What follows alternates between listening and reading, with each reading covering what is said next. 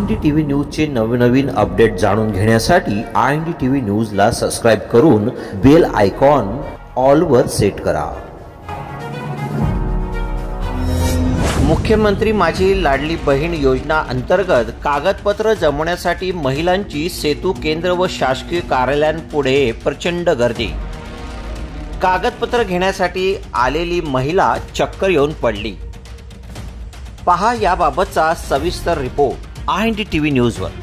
मुख्यमंत्री माझी लाडली बहीण योजना अंतर्गत कागदपत्र जुळवण्यासाठी शहादा येथे आलेल्या एका महिलेला चक्कर आल्याने ती रस्त्यावर पडली। त्यामुळे एकच गोंधळ उडाला।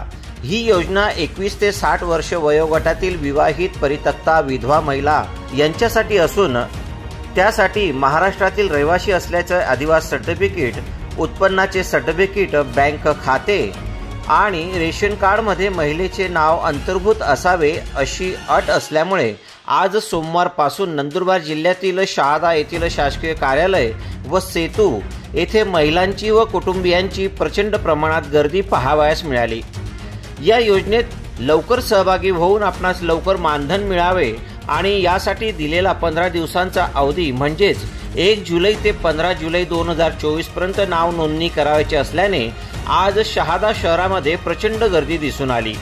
यावेळी शासनाकडून कागदपत्र जमवण्यासाठी जास्तीत जास्त अवधी देण्यात यावा अशी नागरिकांनी मागणी केली आहे। पाहूया याबाबतचा सविस्तर रिपोर्ट INDTV न्यूजचे प्रतिनिधी राजू मनसुरी यांच्या सोबत।